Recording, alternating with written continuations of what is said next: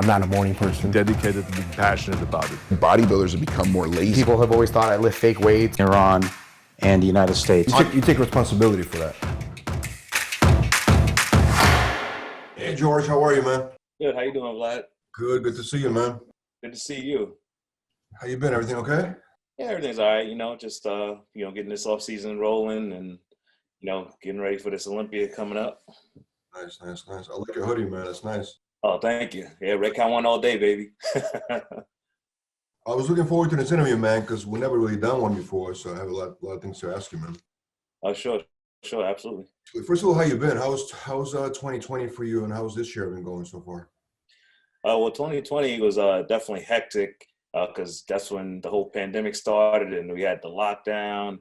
And during that time, I was getting ready for the 2020 Tampa Pro, where I won, and that's how I qualified for the 2020 Olympia in the 212 division. But it was just a very, very hard time to find a decent place to train, to get ready for that show, but I got through it, and it was a good year. It ended up being a good year. Babs was shut down. This is your home gym, right, Babs? Absolutely, yep. Babs was shut down for 5 months, So you had to find like a new gym, or where were you training?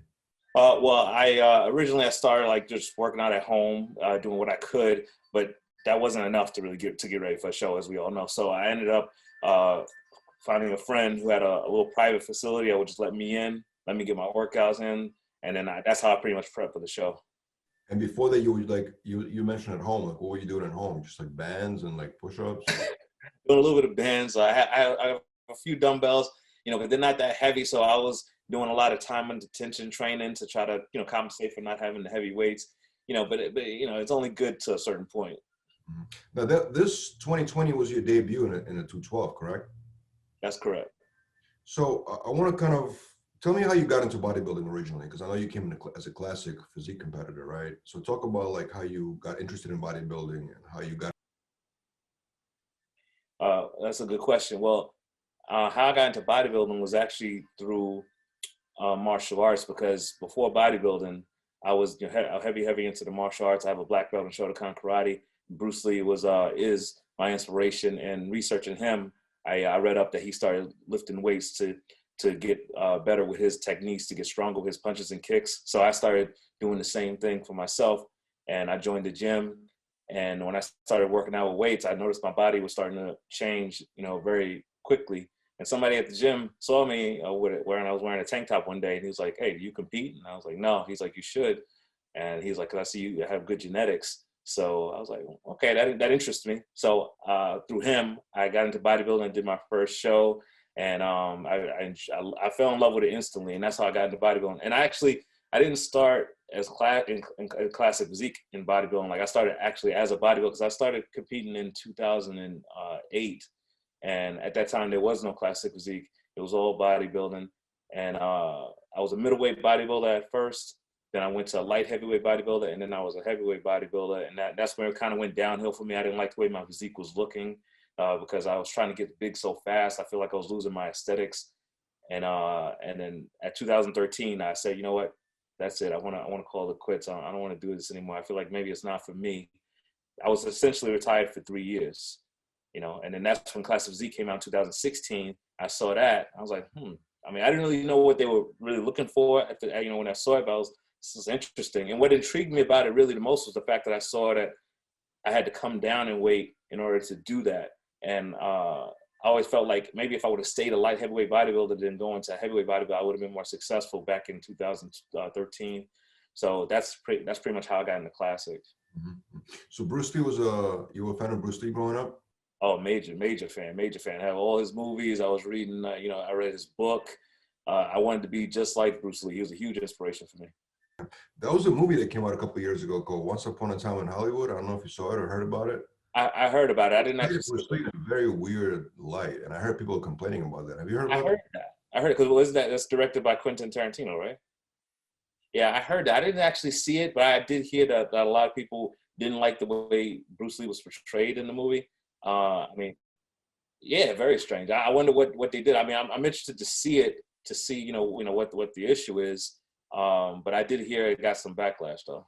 They made him look like he was just an asshole on set, and also like he basically gets beat up by a bodyguard. Like it was very, very weird. You know what I'm saying? It was strange. Yeah, that is very strange, but I don't know. But I mean, he was an inspiration to pretty much a lot of people. Everybody. Yeah, I mean, like Bruce Lee was the first time I saw an actual lat spread. I don't know if you remember in the movie. I believe it was Return of the Dragon, and he's doing his kata and he spreads his lats. Like that was the first time I saw a lat spread, and and it was like, wow. When I first saw it, I was like, how did he do that? What is that? And then when I saw bodybuilders actually doing it, I was like, oh shit, this is what Bruce Lee was doing. Now, in 2016, you won Npc Nationals, right? Which is the biggest competition for amateurs, right? And you won the overall. That is correct. That is correct. Yep. That's an amazing achievement, like winning the overall in that. Because there was there was a lot of competitors going to that every year. At that time, it was over 110 competitors at that time. Yeah, and that was just such an amazing feeling, because for me to come out of retirement for the past 3 years and then come right back and then boom, I'm a national champion, overall national champion. It was just a surreal feeling, and I was on cloud 9 for a long time after that. Yeah, and then your career started, like you became part of everybody's conversation.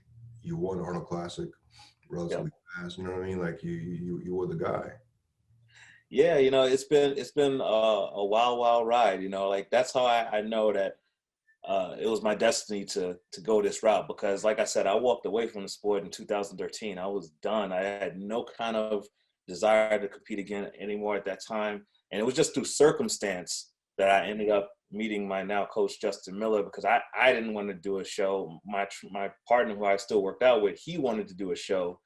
And so he wanted Justin to help him. And I was just going with him to meet Justin just to support him. It had nothing to do with me. And, just meeting Justin, and we just started talking. And then all of a sudden I got thrown into the conversation about competing. And then, and then I talked about Classic Physique. And then, we just said, okay, you know what, let's do it. And I didn't even care about if I placed well or if I placed low. I just wanted to look good. I said, Justin, just make sure I look good, and I went for it. And then boom, won the overall at the Eastern USA in 2016. And 2 weeks later, won the Nationals overall in Miami. So it was just amazing. You won the Arnold Classic, and then the first Olympia ever, you were third place. Yep. You doing incredible. So what's the real reason why switching over to 12? Because I saw a video where you kind of complaining, people saying you're becoming too muscular. Was that the reason? Like you were just outgrowing it or something? Like was the real reason why you went to the 212? Well, I mean, outgrowing it is one of the reasons, because I would pretty much have to. It got to a point where I would have to pretty much cut like at least 10 pounds of muscle in order to make the weight for Classic. My last year in Classic, I had to make a weight of 192, and I would be, pretty much contest ready, like around 208, 209. So I would have to cut, at least 10 pounds of muscle in order to make that weight of 192. And so that was one thing. And, and another thing was that, like that my last year in Classic, I feel like it was my best look to date as a Classic Physique competitor. Like there was absolutely nothing more I could have done with that weight that I was given at 192. And, and I still got third. So since like there's literally like nothing more, nowhere else to go with this weight, it was the right move to jump to the 212, and that's how I came to that decision. Mm-hmm. So was it a difficult decision? Because I mean, did you have, because 212 essentially is like men's open, just a little bit lower weight, you know what I mean? Right. But ultimately you went from the Classic to the ultimate, you know what I mean? Was that an easy decision? It was a little difficult. It took a little while to really say to myself, okay, let's do it. It's funny, like the decision was actually made right after the 2019 Mr. Olympia. Me, my coach, and a few of my friends, we was hanging out in the Airbnb, and we was just sitting in the backyard, just talking. And we was talking about just everything, going over everything, replaying everything in our minds and everything like that. And the reason why it was originally a hard decision for me, because I was passionate about Classic Physique. I was really about passion. And even though there was so many people that was out there saying, oh, I'm not Classic, I don't have a Classic Physique because I don't look like Frank Zane or whoever else, I didn't believe that. I didn't believe that because I felt like there was different versions of classic physique. Like you have a Frank Zane type of classic physique, you have an Arnold Schwarzenegger classic physique. I feel like you also have a Flex Wheeler type of classic physique, a Sean Ray type classic physique. All these physiques are under the umbrella of classic physique. They all look different. So I felt like, okay, well, just because I may have the most muscle maybe in the classic physique, that doesn't mean I'm not classic. I still have the small waist, nice shape, tiny joints, round muscle bellies. I mean, that's classic. But I mean, so the fact that I was so passionate about wanting to do classic and showing that I am classic, that was one of the reasons why it was hard. But you know what? I was just, talking it over with my coach, Justin, it was like, you know what? We showed that I could be the best George Peterson classic physique competitor, I can be. Now it's time to let's be the best George Peterson competitor, period, that I could be. And the only way for us to do that is for us to move to 212 where we can have more weight and keep the muscle. So I was like, you know what, let's do it. 212 it is. And then that's when we came to that decision right after the 2019 Mr. Olympia. Let's talk about the 2020 Olympia. Now, first of all, you did the Tampa, right? You won Tampa. That was the introduction to the 212. And then you go straight to Olympia after that. What was your prep like for the Olympia? And I thought, obviously, just debut, your name is so popular. I felt like, I thought you were going to win, honestly. I didn't know it was going to be Sean Clarita. I didn't know. I appreciate that. Thank you. Like your name is your name is definitely always in the conversation. I don't know if it's pressure for you because of that. Yeah. I mean, I try to block that out a little bit. I prepare for every show as if I'm the underdog. Because I don't want to lose that fire. So it really doesn't bother me too much. Like people have me in that conversation. It's actually motivating for me when they had it, because then I want to prove those people right that I could do it, I could win. But the prep for the Olympia was it went very well. I mean, I would say it was definitely my best look to date. I mean, it was definitely better than my Tampa showing. So it was an improvement on that. It still wasn't my absolute best that I could be as a 212 competitor. So at the end of the day, I kind of put my third place finish in 212 last year in the same box as when I got top 3 for my first Classic Physique Olympia, because since it's my debut in this division at the Olympia, and boom, I'm top 3 in the world already. That right there kind of feels like a win in itself. And now we have something to build on. So, now that I'm, third in the world, the goal for this year is to be number 1 in the world, and that's what we're going to do. Well, after Sean won, now everybody is like praising him right now. You know what I mean? Suddenly it's like Sean Clarita is the best thing in 212 ever. You know what I'm saying? People comparing him to Ronnie Coleman, Right. and you know what I mean? Like he's suddenly the king of it. You know what I mean? Now, how do you feel about Sean, and do you feel like he's beatable? Well, I mean, anybody is beatable, but without a doubt, Sean deserved that win. I mean, he nailed it. He nailed it. He was on point. He was, granted hard and full. He had a crazy wow factor about him. Nobody expected him to look like that. So he deserved that win. I mean, but as far as being beatable, yeah, everybody's beatable. He's beatable. Everybody's beatable. But I know 100% that if I show up 100%, that I'm winning. So what do you feel like you need to improve to compete against him, to be last man standing against him? I just got to be harder, and what's going to happen, naturally, automatically, is I'm just going to come in there with even more muscle than I did, last year. So with a little bit more muscle in the right places, and to be harder than I was last year, Mm-hmm. I see myself as winning. Mm-hmm. I saw an interview where you mentioned you were on a primarily fish diet. Is that true?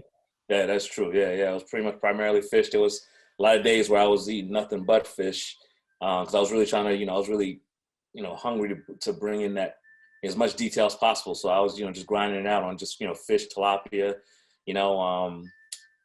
So I mean, that's how I normally do it when I prep for a show, especially when we get down to the last few weeks.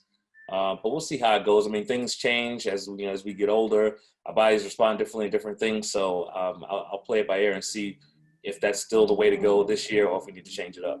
I have a question, but why fish as opposed to chicken or beef? Well, it's just like fewer calories, and tilapia has 0 fat.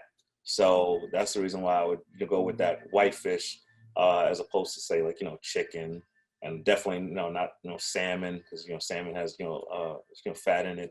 So I would just basically just try to go with, that white fish that's just, chock full of protein and, but, no fats and lesser calories than when you get in, like, say, chicken or so. You can get the same type of like muscle density from fish. Like you can get the same type of result you get from like beef or chicken. Well, I mean, I would, the way I would, want to keep my density is to continue to train heavy, even though I'm, dieting on fish. But the thing about it is I wouldn't like overdo it. In order to make sure I don't lose muscle or lose density, I would make sure I give myself enough refeeds to keep my muscle density, keep my muscles looking full, so I wouldn't just, waste away eating fish, because that is a danger of doing that. If you keep going, grinding out like that, fish, then you can end up dieting away your muscle, and you don't want to do that. So it would be calculated. That's why I'm asking about, because that's what I heard too. A couple of bodybuilders told me that like fish alone it can be counterproductive at the end. That's why I was wondering about it. Yeah, it also depended on on what body part I'm training that day. Like if it's a day like legs, of course, I wouldn't be having just only fish all day. So there will be some beef meals in that day, a refeed, and everything like that. Mm-hmm. So how did you feel about, after you left the Classic, how do you feel about, this year's 2020 Olympia and the Classic division? How did you feel about I thought it was a great division in Classic last year. I definitely feel like 100% Bumstead deserved that win. It was pretty much undeniable as far as I was concerned when I saw it. That he was the winner, right from the jump. And I also agree with the placing of having Terrence Ruffin second, and then Breon third, because I was watching the finals there in the audience, and I could see where Terrence just he looked harder, especially in the glute area than Breon was looking. So I agree with that decision. Mm-hmm. What do you think the future is like for Breon, in your opinion? Because you've competed against him, obviously. I'm sure you know him. What do you think? Because he also hints at potentially going to 12. What do you think is the right decision for him? What do you think? I think for him, I think eventually he'll have to switch over to 212, because I think he's gonna end up running into the same thing that I ran into, where it's gonna be hard to keep getting better when you still have that weight to work with. And you can see like in his off season, he gets really big. So how would he look if he didn't have to say lose some of that muscle in order to make the Classic Physique weight? I think in the long run his future is going to end up being 212. That's what I think. Are you concerned if he goes to 212? Are you concerned about that? Because there's more competition for you. No, I'm not concerned, because I'm not concerned at all, because the more competition I have, the harder I work. So it's not going to deter me at all or affect me in the slightest. Can you tell me about your dynamic of your friendship, and also like coach and his coach and client relationship with you and Justin Miller, your coach? Yeah, I mean, the dynamic between me and Justin is just like, it's unparalleled, it's unmatched. It's more than just coach and athlete. We're genuine friends, and we look out for each other. And the thing I love about Justin is not only with me, but with all his clients, his primary concern is health and safety. He's not just having his clients do a bunch of things that can hurt them, or potentially hurt them, or intentionally try to hurt them, or anything like that. He's very mindful of that, and he really puts his all into it. He's very passionate about it. Like for example, like when say if I believe one of the Olympias, when I got third again, he was so passionate about it. He, like, you could see like he was upset because we didn't get the win. I just had to talk to him. I had to talk him down a little bit, but he's just, that's how passionate he is. And that's the kind of coach you want. You want a coach that's going to be passionate, as passionate about it as you are. I mean, definitely the athlete, the coach shouldn't be more passionate about it than the athlete, but you should want your coach to be definitely on the same kind of wavelength is your passion, and he has that. So he definitely devotes a lot of his time into all of his athletes. And with me and him, man, like say it's just another thing. Like even when the day comes when I say I don't compete anymore, me and him are still gonna be talking every day, and seeing each other, from time to time, hanging out. It's just much more than a coach and athlete dynamic with me and him. How do you develop that trust? Like if he looks at you and he doesn't like how you look, let's say, I mean, obviously you have an ego, I'm sure, right? Like how do you develop a trust where you just kind of, take what he says and don't get upset? Well, I mean, I already had it in my mind already, when I started to work with Justin that, I don't want him to just only tell me what's good about me. I want him to tell me what's bad about me, because that's how you progress as a competitor, as a person. So, and another thing is like, look, if I'm hiring Justin to coach me and guide me, then I have to put my ego to the side and I have to submit to what he's telling me. I can't be like, oh, what do you mean I don't look like this? Like you got to just accept what he's telling you and make the necessary changes and adjust. That's it. So that's what it's all about. And I feel, and that's how everybody should be with their coach. I mean, if you're going to hire a guy, but yet you're going to have too much of an ego where you're going to want to like not listen or I don't know, go against what he's saying, then that defeats the purpose of hiring him, So I just have that, like I believe in Justin. I just believe him. I believe in him. Like I say this to a lot of people. Like if me and Justin were to lose 20 shows in a row, I would still continue on with Justin because I believe in him that he has the knowledge for us to get it right one day. So that's how I just feel, I think what happens a lot, when you place, you've been blessed, like you've been placing always high your whole career, pretty much, right? From what I was able to see, but let's say if you place, a lot of people when they place, like they place lower, and then another bad show, they tend to leave the coach and blame it on the coach for the most part. Right. That's what I'm saying in bodybuilding. Yeah, absolutely. But I see the thing. What I think about that is, let's say I get a bad placing, right, and then I decide to jump ship and try to find another coach. Okay, well now this new coach is going to have to take a whole bunch of time to try to figure out my body, the things that Justin already knows about me, and then that could be a drawback, because then we get that leaves room to make even more mistakes. So that's why I feel like it's important, if you trust one person, just understand that things can happen. It's a subjective sport. I mean, even like, the best coaches that have the best teams in the world still would lose games from time to time. I mean, the 90s Bulls, as dominant as they were, they would lose games from time to time. So it's you just have to understand that. And if you do take a loss, just review what happened, how you looked, what you did, and work together to adjust it so you're better for the next go around. That's it. How much strategy goes into when you guys plan what shows you're going to do? Like, how do you guys usually decide? Why was Tampa the right? And obviously 2020 was a crazy year because it was very limited amount of shows. Yeah. Like let's say you go on the show, and do you decide whether to do it or not based on who else is going to be in that show? Not really. The way we usually decide which show we're going for is just if we go over and say how much time we would need for me to make whatever changes I want to make to my physique, so we'll say, okay, well, this show is X amount of weeks away. This gives us X amount of weeks, for off season. Then we got to start to prep here. Will this be enough time for us to bring up this body part, that body part, So that's pretty much how we go about it. Originally, I was actually supposed to be doing the New York Pro in 2020, but then that because of the whole shutdown, everything like that, that got that didn't happen. So Tampa ended up being the one that I ended up doing. So that was kind of just because of the whole lockdown and COVID thing that chose, that I did Tampa. But that's pretty much how we go about choosing a show. Just if it's enough time for me to, get ready or not. Mm-hmm. Can you tell me about your relationship with C Weinberger? And for those who don't know, obviously he's one of the head coaches of Npc IVB, one of the most respected men in business.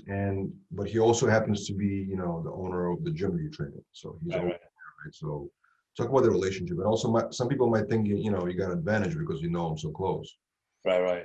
Well, no, I mean, relationship with Steve, I mean, I consider Steve, a friend, and also I consider him, a mentor as well, because because the thing about Steve is that like he's not going to sugarcoat anything. If you don't look ready for a show, he's going to tell you. You know, he's like this goes back to what I said of where you want someone to be able to tell you what's wrong with you, not what's right with you. What Steve is going to keep it real with you, and he's going to let you know, okay, you're not ready. You need to do this, do that, and so and he does that for everybody. So not just me, but you got Arash there.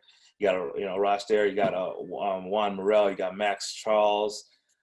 There's a bunch of he does the same thing for all of us, and there's definitely no advantage for any of us, just because we train. Also, you got Sadiq out there too. There's no advantage for any of us because we're training there because when Steve is judging, he's a judge. That's it. Doesn't matter how well you know him or don't know him. He's judging what's in front of him, and if you deserve to win, you're gonna get that win. If you deserve to not win, you're not gonna win. It's just that simple. Yeah, he's pretty straightforward when it comes to that, right? Yeah, pretty straightforward. Yeah, 100%. Always like before, like I really knew him. I was like, well, if you train, it's better to train in his gym because he might help you out here and there. But I'm like, until you get to know him, like it's not gonna happen. I mean, it just so happened that Bev's is actually like literally 5 minutes away from the office that I used to work at for my regular job. So it was so convenient to go there compared to any other gym that was around. Yeah, but it's crazy because I mean, I guess him being so tough actually helps. Like you mentioned, it's better to be honest, right? Especially when you're bodybuilding, because it's better to be. He tells you that you're not ready instead of auditorium full of people and cameras, looking at you and you not being ready. Right, absolutely. And a lot of bodybuilders, very ego driven. If you tell them, oh, they don't look a certain way, you hurt the ego, and then they'll get upset. But Steve is going to keep it real with you no matter what. So and that's what you want. That's what you want. I mean, why would you want someone to lie to you and tell you look one way when you really don't? Then you're going to go out there with false expectations.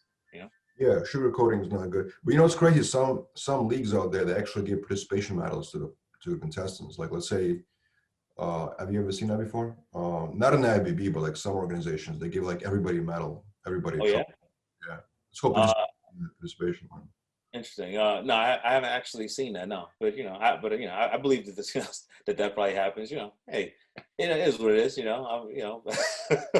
I guess it's harder to really improve then, right? If everybody gets a medal, you know what I'm saying? Yes. I guess so. I mean, I guess it's up to the also up to the athlete to understand that. Okay, this is a participation medal. So still, you got to work hard. You didn't really it's not something you really earned. I mean, everybody got it. So work hard so you can actually get one of those medals that you do, have to earn, Yeah, for sure. How much time do you spend on practicing your posing? How much time goes into that? A lot of time goes into it. I mean, especially, the closer it gets to show, I practice my poses for about 30 minutes as soon as I wake up on an empty stomach. And I also typically do it another 30 minutes right before going to bed. Like before I have my last meal, I'll do another 30 minutes of posing. And on top of that, I'll usually go through some routines of posing with Justin after we finish training. So it's a lot of posing time that we put into posing, especially the closer we get to the show. But definitely putting time into posing is important because a lot of people don't realize that the more you pose, the harder your physique is going to get. It's like one of those things that just regular cardio doesn't do for you, But posing is like when you're on stage and you have to hold a pose. That's actually like a lot of energy goes into that, right? I mean, I just want you to explain it to people that don't understand that. Yeah, I mean, it's when you stand up there and you have to hit a pose for say 8 seconds, 10 seconds, like it really does take a lot out of you. You just you start to sweat. And if your body's holding water, you're gonna have like a puddle of water right underneath you once you're finished and everything like that. So it's like it's just a different type of fatigue as opposed to like when you're fatigued, walking on the treadmill or walking up the stairs and everything, because like you're getting a full body pump because you're flexing every single muscle in your body, and you also like when you're up there on stage as well. If you want to look professional, I believe in when you pose, you hit a smile. So it looks like you're doing it effortlessly, and that's double tough when you have to actually like really squeeze and flex, when naturally you want to, you know, grind like this, but you have to do it with a smile. It's like, you know, I think the more you practice, the better you get at that.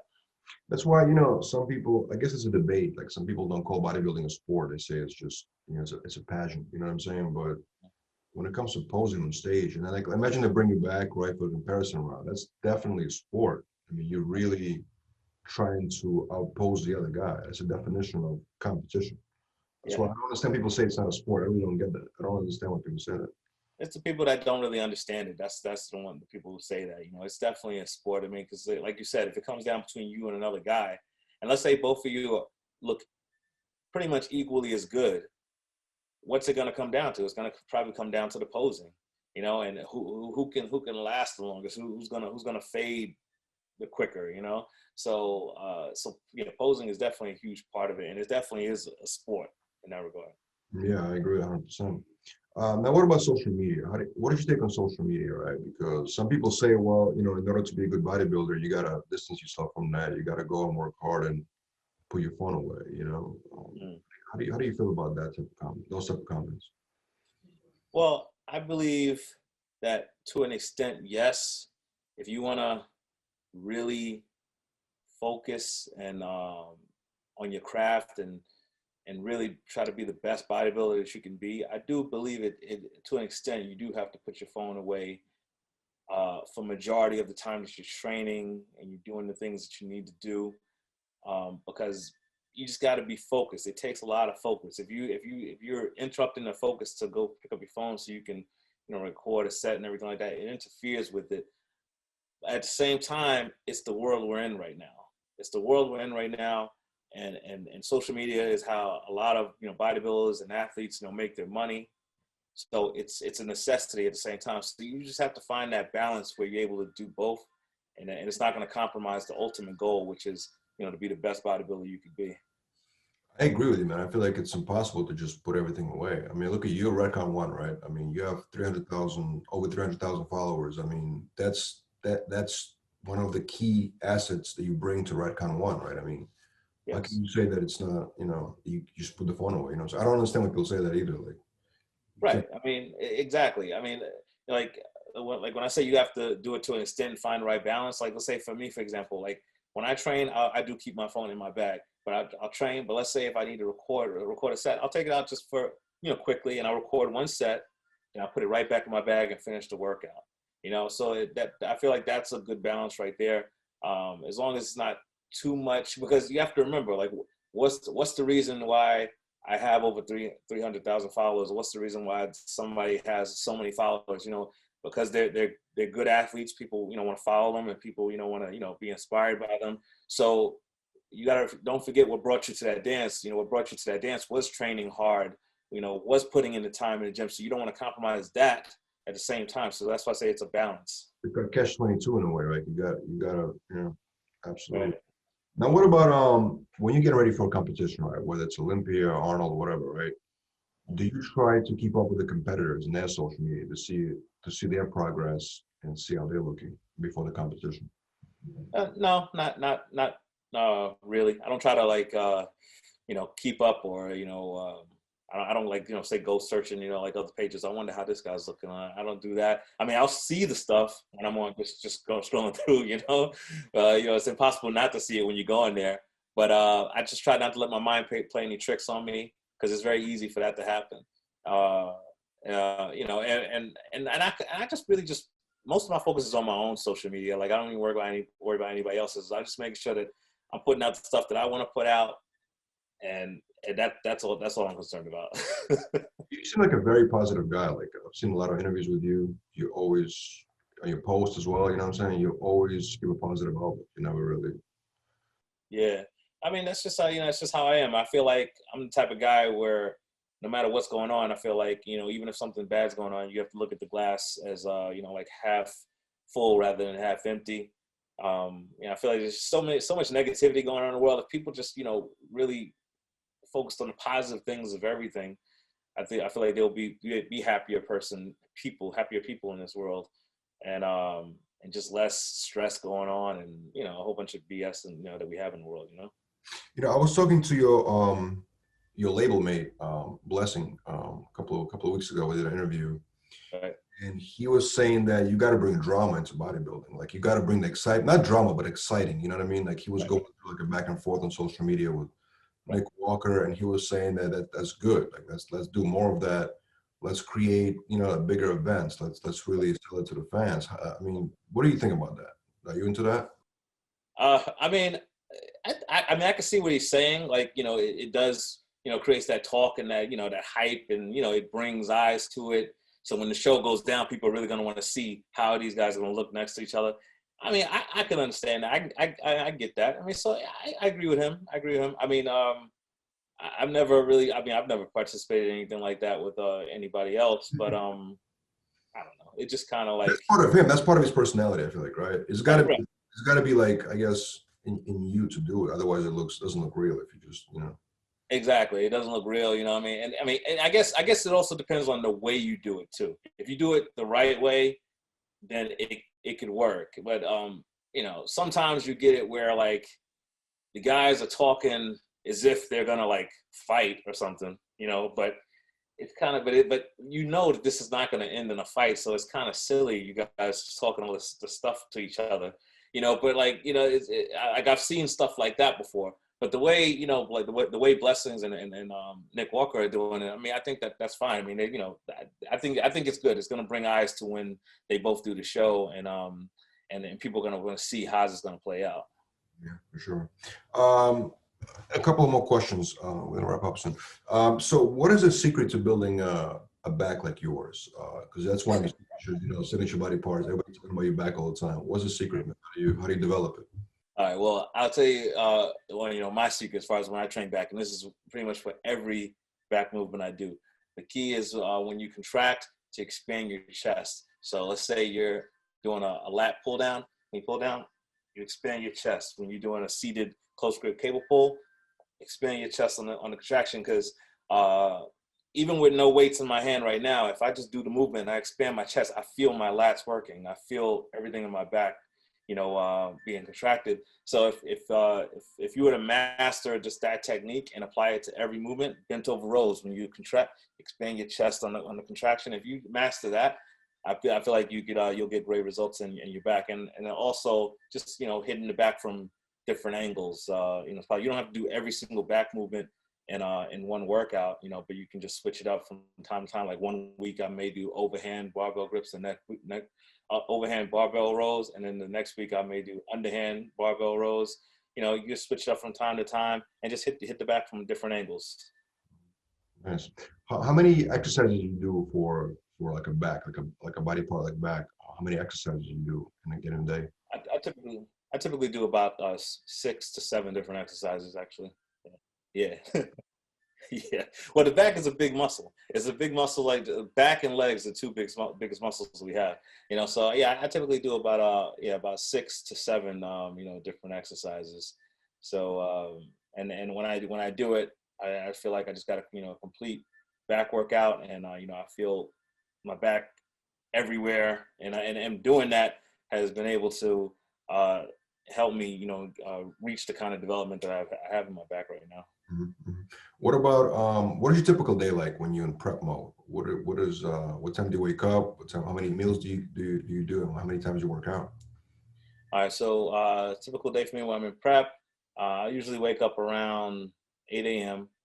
and I'll typically have, you know, 2 meals, 3 hours apart to start. Then I'll go train, and then I'll have a meal right after training. I'll come back home, and I'll start my my real work day, because I work nights. I work from 5 p.m. to 2 a.m. And now I'm working from home because of, you know, COVID and everything, so that's even better for me. So you know, and then I just have the rest of my meals. I have the rest of my remaining 3 meals throughout my work shift. You know, because I get a couple of breaks and a lunch, so I'll eat during every break. And then once I'm finished working, I'll you know, pretty much go to bed. I mean, that you know, that's well, you know, typical day when I'm in prep and everything. I mean, you have other things that, you know, that, you know, have to get done, you know, in between that. Like I have my online coaching, so like when, like, during the day, one of the things I left out during the day before I actually go to the gym, I actually, go through my client emails to respond to them, and then, head on to the gym. If I have any kind of, like, say, promotional things I need to do with Redcon 1, I get that done before I go to the gym and things like that. So it's stuff like that. That's pretty much what a typical day is for me. Do you do fasted cardio in the morning in prep? No, not generally. I don't do fasted cardio. Usually my cardio is always post-workout. So, and even when it comes to, like, when it gets to that point where I'm doing an hour, like, I'll train and then I'll, do typically an hour of cardio. I mean, there was one time when I was doing fasted cardio for prep, but that was back when I was in Classic. But since being in 212, I haven't done any fasted cardio. So what's next for you? What's going to be the 2021 plan? Well, the 2021 plan is to get ready for this Olympia that's going to be happening in October, and the plan for that is to come in 100% and get that win. Because as good as I looked for the last Olympia, that was only about 90%, I would say. This is going to be 100%. Can't wait to see it, man. George, thank you so much, man. It was a great honor to talk to you, man. I appreciate you, Vlad. Thank you for having me. It was an honor to be interviewing with you, and I look forward to doing more interviews in the future sometime. Thank you so much, man. Good luck with everything. And be safe. Thank you. Bye-bye. Take care, man. Thank you.